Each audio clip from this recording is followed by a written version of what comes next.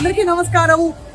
ఓం నమ శివాయ, ఓం శ్రీమాత్రే నమః, ఓం నమో వెంకటేశాయ. ఎన్ని విధాలు చెప్పుకున్న దేవుడి నామం స్మరించుకోవడం ఇక్కడ సెయింట్ లూయిస్ లో అందరికీ ఒక గత వారం రోజులుగా శ్వాస అయిపోయింది. సో యాగం చాలా ఘనంగా చాలా భక్తి శ్రద్ధలతో జరుగుతున్న విషయం మనం చూస్తూనే ఉన్న అప్డేట్స్ ద్వారా.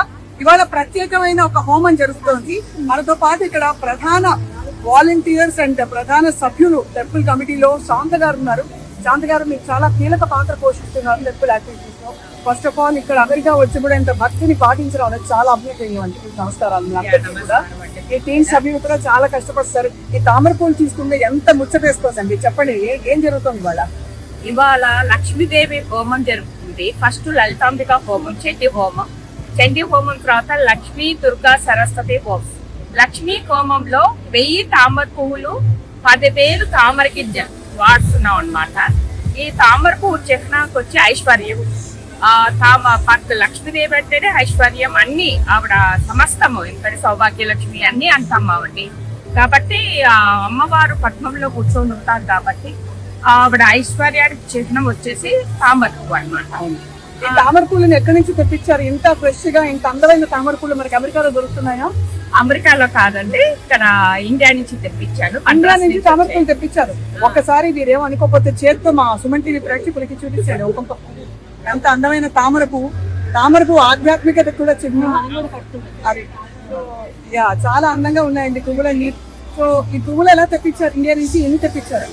1000 తెప్పించాను. 1000 పైనే ఉన్నాయి. అక్కడ మా గుళ్ళో కూడా లక్ష్మీదేవి ఉంది కాబట్టి అక్కడ అమ్మవారికి కూడా అలంకరించాలని చెప్పి శుక్రవారం అభిషేకం రోజున కొన్ని అక్కడ వాడాము, కొన్ని నిన్న వాడాము. కుంకుమ పూజకి ఈ రోజు మొత్తం వాడేస్తున్నాం అనమాట. 1000 తామర పూలు వాడేస్తున్నాం అమ్మవారికి పూజ చేయడం ద్వారా. అంటే ఇక్కడ భక్తులు ఏం కోరుకుంటారు అసలు ఈ మొత్తం 5-6 రోజులు మనతో పాటు మాటల్లోనే ప్రధాన అర్చకులు ఇక్కడ చాలా అద్భుతంగా ఈ యాగాలని జరిపిస్తున్న పునీత్ కుమార్ స్వామి గారు వారు ఎంత ధన్యులో, వారితో పాటు యాగం చేసుకోవడం మేము అందరం ధన్యులయ్యాం. పునీత్ కుమార్ స్వామి గారు, అయ్యా తామర పూల హోమం అమ్మవారికి చెప్పండి. అమ్మవారికి మామూలుగా మనం ఏ అష్టోత్తరం చెప్పినా కూడా కమలే కమలాలయ్యే అని చెప్పి చెప్తూ ఉంటాం. మూలమంత్రంలో కూడా మనకు కమలే కమలాలయ్యే ప్రసీద ప్రసీద అని. అమ్మవారు పద్మ నుంచి అమ్మవారు ఉద్భవించింది, అందుకనే ఆవిడ పద్మావతి అనేటువంటి పేరు. బంగారు పద్మం నుంచి ఆవిడ భూమిలో దొరుకుతుంది. అంటే ఈ ప్రపంచం, బ్రహ్మదేవుడు కూడా కమలంలోనే ఉంటారు. ఈ ప్రపంచం అంతా కూడా కమలానికి సంకేతం. అంటే పద్మానికి అంత శ్రేష్టమైనటువంటి స్థానం మనకు వేదంలో ఇచ్చారు. అటువంటి కమలాలను మనకు ప్రకృతి ఇచ్చినటువంటి దాన్ని ఈ యజ్ఞంలో ఈ ప్రకృతికే ఈ కమలాలను తిరిగి సమర్పణ చేసి మన యొక్క అన్ని ఈతి బాధలు, అన్ని కష్టాలు నివారణ చేసి ఆ యొక్క అష్టాదశ భుజ మహాలక్ష్మిగా రహస్యత్రయాల్లో కీర్తింపబడినటువంటి ఆ దుర్గా పరమేశ్వరిని ఈ కమలాలతో విశేషంగా ఇవాళ ఆరాధన చేయడం జరుగుతుంది. చాలా గొప్ప కార్యక్రమం. అసలు 1000 కమలాలు మనకి భారతదేశం నుంచి పంపించారంటే అసలు ఎంత కమిట్మెంట్ ఉందో అర్థమవుతుంది.